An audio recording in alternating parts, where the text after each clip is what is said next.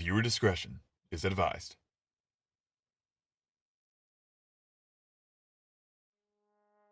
Pain. Throughout many beliefs, it is used as a channel for spiritual empowerment. To gain the affinity of the gods, as something to overcome to end the cycles of life and death, as a thing to commend to the God who suffered like us. All cultures view pain in this way.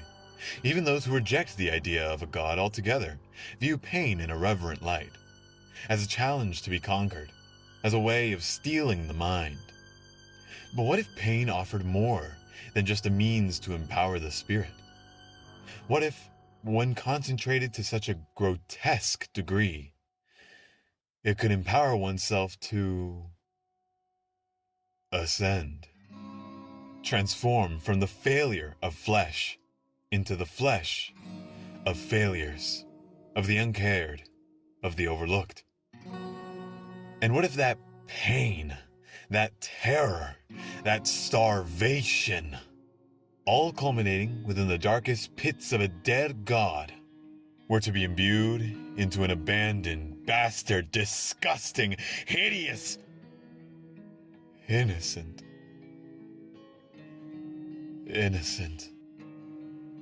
little girl? This is the god of fear and hunger.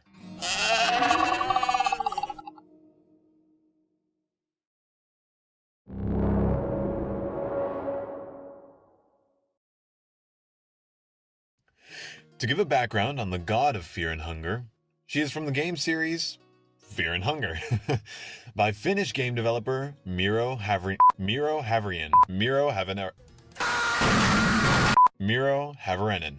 Yes, I watched Pyro's video. No, I've never played the game, but hear me out. I actually found out about Funger through Super Eye Patch Wolf. And with Pyro reinvigorating my interest, I decided to watch a fair amount of lore videos. So, I'd consider myself something of a Funger scholar myself.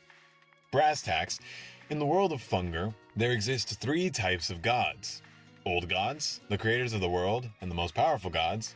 New gods, ascended humans who gained mythical power, but aren't nearly as powerful as the old gods. And finally, the ascended gods, humans who have truly ascended to rival the power of the old gods. And it's also speculated that they could merely be iterations/reincarnations of old gods, but I digress. Anywho, in this world, there exists a beautiful new god named Nilvin, the Endless One, and Lagard, the hero of prophecy, who fornicate when Nilvin visits Lagard in his dreams. This unholy show of love bore a girl. This girl can be found within the dungeons of Fear and Hunger, a hellish prison that houses many terrors and even her father. They say this place is the closest one can get to the gods. It's unknown what the girl's name is, or even how she got there, but that's irrelevant. Whatever player character you choose, you can choose to unlock her cage and free her. If anything, however, you're effectively shooting yourself in the foot. You can have a max of 4 party members, and the girl takes up a slot, doing little to no damage, because, well, she's just a little girl. What, you thought this world of magic and mythical monsters would allow you to equip a heavy weapon onto a little girl? Moron. Throughout your journey through the dungeons, you can have several encounters regarding the girl. Firstly, you can find a ragged doll and dagger around the dungeons that you have the ability to give to her, leading to her forever stoic expression to show just a hint of happiness at your kindness. Or, you could just be a dick and swipe the items for yourself. Literally useless, but, Direct your attention to me, Josephine Darce. suit yourself if you want to go for a negative karma run. Go to the homeless guy outside of Megaton and give him some water or something. Secondly, you can meet a seemingly friendly entity named Pocket Cat, who will give you some good loot in exchange for a small fee. The girl, he wants the girl. Shut your fucking mouth! After rejecting him 3 times, he baby rages and fucks off, presumably to go to barelylegal.gov. Please don't look that up. But on a serious note, it's later learned that Pocket Cat works for the old moon god Rare, who wants the girl for unknown reasons. Most likely to prevent her ascension, as it would be against his interests as an old god. Thirdly, you can encounter Nilvin in a dreamscape after defeating the Skin Granny. To which all Nilvin asks of the player is to take her child to the Heart of Darkness in exchange for her endless soul. This is the only new god of the main four you don't have to fight. It's learned that Nilvin feared the end of her reign as a new god and wanted her hope of humanity's promise to be realized with the aid of the prophesied one Lagarde. Through this desire was her child born. And finally, exclusively on the Terror and Starvation difficulty, in the ancient city of Mahabre, a monster called a Harvestman can abduct the girl. You can find her in one of the open streets being pet by the monster. You notice the creature petting the little girl in the alleyway.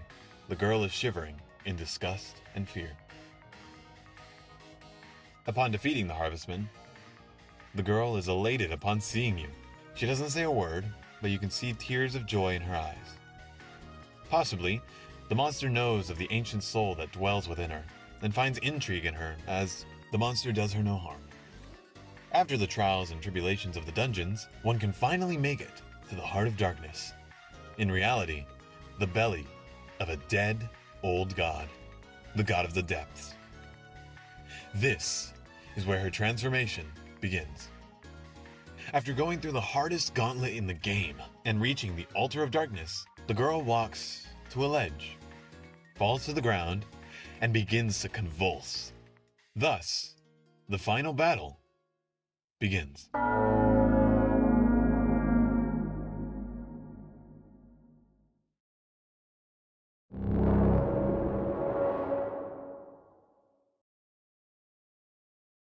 In Phase 1, the girl goes on all fours, fives, and she can only perform the attack Compulsory Disfigurement in order to transform into the god of fear and hunger.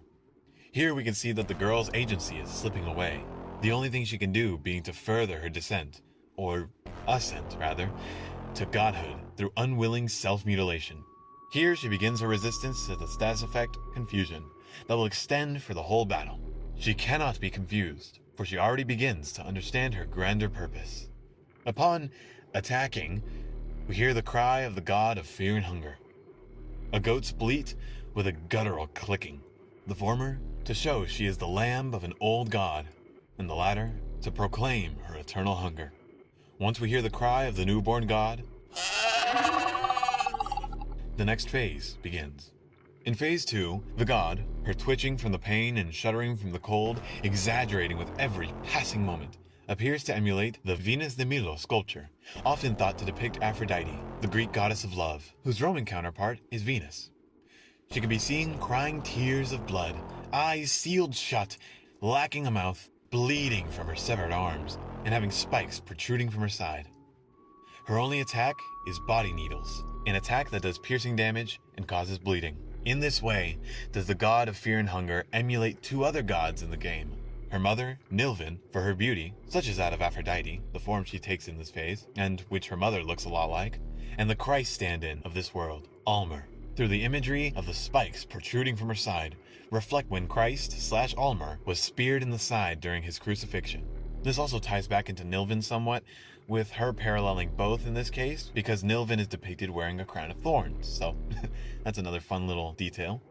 These two gods are emblematic of the god of fear and hunger's natures, due to Nilvin being a human ascended new god as the reason for her birth, as well as Almir's ascension as the first ascended god. A new old god, if you will, with her attack paralleling the nails used to torture and nail Almer. After battling her for a time, it's at this point in the fight that the party can net a couple extra turns if you chose to show her kindness through the gifts of the doll and or dagger. Before the fight, when giving the girl these gifts, she feels a feeling she's never felt before, the kindness and generosity of man. A girl, brought up in the dark, only knowing of true fear and true hunger, learns of true kindness. These fleeting moments of kindness are repaid through her abstinence. After depleting her HP further, she transforms once more and transitions to the next phase. In Phase 3, the god is seen shedding the cloth at her feet, with her feet slowly turning into hands. Growing and mitosing arms but no hands, her mouth opens in agony, and a gaping maw forms up to her diaphragm.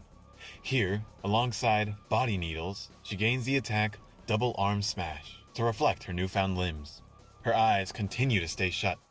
In spite of this, the god gains a newfound resistance to the status effect blindness. She is shedding the need for her weak, rotting flesh. She needs not eyes to see, for her knowledge begins to extend far beyond mere senses. In Phase 4, the god is finally able to open her eyes. However, they aren't for her use, but our own. They do say that the eyes are windows into the soul, and her eyes show but a small glimpse into her true agony and terror. The blood has dried. Her body continues to metamorphose. Her emaciation is defied. Arms and hands now make up the majority of her body. In spite of this dependence, however, she lacks hands on her two uppermost limbs, a signifier that despite the god's newfound power and size, she lacks the ability to control anything. At least, as of now. In this phase, the god replaces her previous attacks with Stampede of Arms and Toxic Mist, which causes poison damage.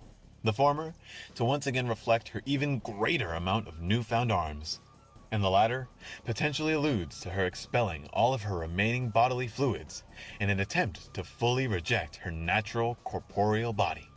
Said body sloughing off, quickly turning a sickly yellow, her ragged skin decorating her from the gaping maw of her chest to the ground below.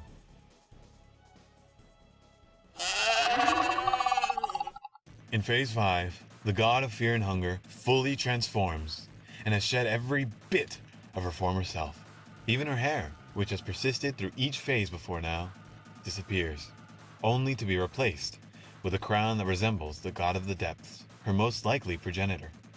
The god now converts into a fleshless, yellow totem, whose color is emblematic of her father, Ligard, whose new god form is known as the Yellow King, an obvious allegory to the King in Yellow. The shape of her new form is emblematic of her counterpart, Almer, what with his cross and all. It's at this point that the god has nearly shed all of her humanity, with her skin being the only reminder of what she once was. The crack down her body, demonstrating her constant suffering, is complemented by her face. Oh, that wretched expression she wears, that face for which this video was created. It seems to show agony, looking to the sky above in a seemingly blank, yet endlessly painful, longing stare. She tires of resistance. She tires of your resistance. Acceptance is the only way forward. She merely wants you to acknowledge this fact. She sheds her old attacks once more and gains 5 new ones. Purifying Ember and Purifying Flames are attacks that can cause burning and demonstrate the god's ultimate graciousness of wishing to purify souls through fire, akin to the Catholic view of purgatory, where people are purified through holy fire. Self-mutilation is reminiscent of Phase 1's compulsory disfigurement. Further does the god wish to commend her pain to her power. Her final 2 attacks are the titular Pure Fear and Pure Hunger, otherworldly attacks that cause harm to the party's body and mind respectively at the loss of a coin flip. Just looking at the god through her eyes, once a view into her soul, now is too much for any mere mortal to handle.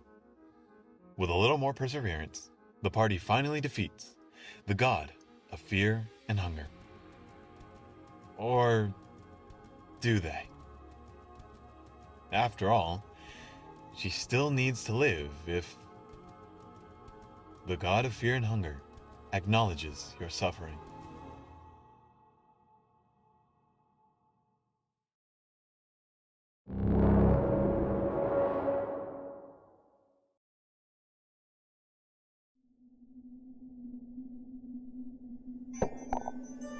Why do you insist?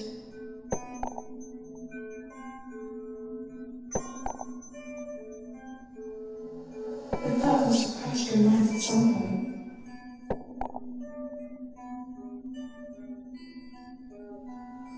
The thought that you've delved too deep.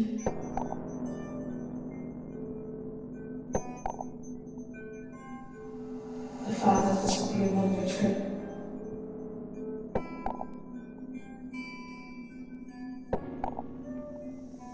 So instead of fighting the inevitable, why not embrace it? Just lay down and rest. There's beauty in the darkness that can be harsh and used to usher something new.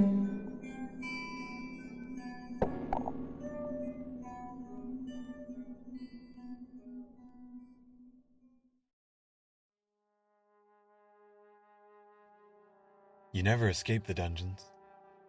Your efforts would go unsung, but your part in the grander scheme of things was vital nonetheless.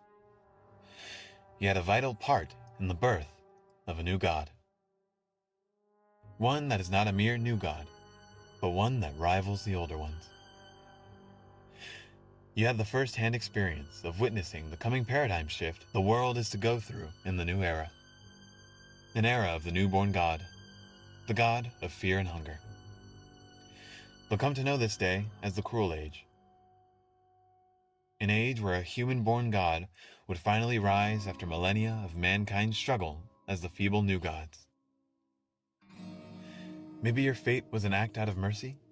The last traces of compassion the newborn god shed after her true ascension? Your demise was peaceful after all. And with that, you achieve ending A, the god of fear and hunger.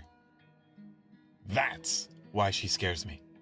No, I don't stay up at night in fear, but I do lament her loss. This little girl, born of a pure purpose, was cast into a cruel world and left to rot. She learned only what the dark spat at her, until she embraced it, through her own fear and hunger. The party, her only source of light, guides her and shows her compassion. Despite it all, she is destined to metamorphose for the betterment of humanity. She is the god of the wayward souls, like the god of the depths before her. She takes those forgotten by the masses and embraces them as her own, as her kin, as her herd of lambs. Her inducing fear upon humanity advances their technology, as does her inducing of hunger. Humanity furthers to rely less on nature and more on themselves, just like her mother Nilvin hoped for. That pained face, that oh so terrible face, and her suffering to give humanity the gift of tough love would only be seen and worshipped by the lowly, the forgotten, the damned. Like the protagonist, the god's sacrifices will go unsung and forgotten, her love of humanity never being known. I go over this over and over again to emphasize that fact. The blood, sweat, and tears of all your work never coming to fruition is one thing. But it being realized, and your contributions never being known, haunts me. So, to the little girl who sacrificed everything to further her former kind, rest now, and relish in knowing your labors weren't for naught. With that said, thank you for watching. This is a little more experimental than what I usually post. Not truly, but, it's not murder drones. I promise, murder drones ain't ending. I just wanted to talk about a game that I've been interested in for a while, and, again, Pyro reinvigorated my love for it. I guess you could say Pyro inflated my love for it.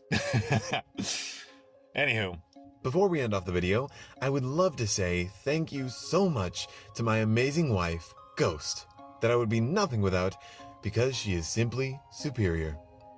Thank you so much for voicing the god of fear and hunger. With that said, do the YouTuber things, like, comment, subscribe, be sure to hype the video, God bless, and cheers to everything you do.